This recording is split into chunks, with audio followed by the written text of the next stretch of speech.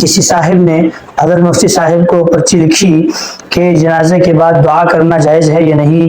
مفتی صاحب نے جو علماء اہل سنت والجماعت علماء دیوبند کا مسلک ہے اس کے مطابق جواب دیا کہ اس کا کوئی ثبوت نہیں ہے. ان صاحب نے مجلس کے اندر ہی بحث شروع کر دی. آئیں سنتے ہیں کہ ان دونوں کے درمیان کیا مکالمہ ہوا اور دلائل کیا دیے.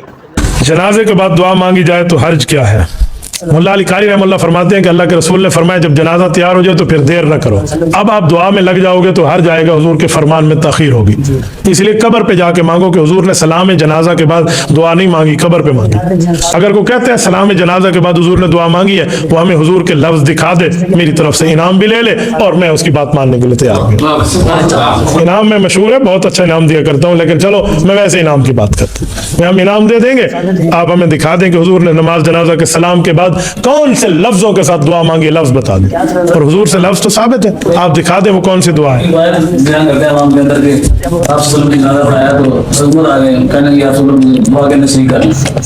اس میں لکھا ہوا ہے سلام کے بعد والی دعا سے ہو سکتا ہے یہی مراد ہو. قبر والی تو ٹھیک ہے، قبر پہ دعا بھی جنازہ پڑھانے کے بعد ہوتی ہے. قبر والی دعا جنازہ پڑھانے سے پہلے ہوتی ہے، بعد میں ہوتی ہے. مولانا یہ حدیث ہماری دلیل ہے. یہ جو حدیث مولانا پڑھ رہے ہیں نا، یہ ابن ماجہ کی حدیث ہے کہ حضرت ابو ہریرہ فرماتے ہیں اللہ کے رسول نے فرمایا اذا صلیتم علی المیت فاخلصوا له الدعاء، کہ جب تم میت پہ نماز پڑھنے لگو، اذا صلیتم نماز پڑھ چکو نہیں، نماز پڑھنے لگو. اذا ماضی پہ آیا ہوا ہے تو پھر اس کے لیے دعا کرو اخلاص کے ساتھ. امام ابن ماجہ جو یہ کتاب میں حدیث لے کر آیا وہ اس کا معنی بتاتا ہے. آگے متصل لکھتا ہے کہ اس سے مراد دعا ہے اللہم اغفر لحینا ومیتنا جنازے والی.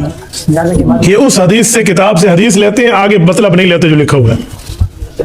اور اذا صلیتم علی المیت فاخلصوا له الدعاء پہ اگر فاذا طعمتم فانتشروا کا آپ لینا تو میں ایک سوال کرتا ہوں اذا قمتم الی الصلاۃ فاغسلوا کا معنی کیا ہوگا؟ ایک آیت آپ نے پیش فرمائی، ایک میں پیش کر رہا ہوں. اذا قمتم الی الصلاۃ فاغسلوا وجوہکم، جب تم نماز کے لیے کھڑے ہو جاؤ یعنی نماز پڑھ چکو پھر وضو کرو، یا نماز سے پہلے وضو کرو، یا جب نماز پڑھنے کا ارادہ کرو تب وضو کرو. آپ اذا صلیتم کے مسئلے کو فاذا طعمتم کا جواب اذا قمتم الی الصلاۃ سے لے لیں. ایک آیت آپ پڑھ رہے ہیں میں پڑھ رہا ہوں، دونوں کا معنی ایک ہی کریں. نمبر ایک. نمبر دو، کوئی دلالت حال بھی ہوتی ہے. جو مولانا آیت پڑھ رہے ہیں فَإِذَا طَعِمْتُمْ فَانْتَشِرُوا، یہ دلالت حال کے ساتھ دیکھیں گے کہ بات آئی کیوں تھی.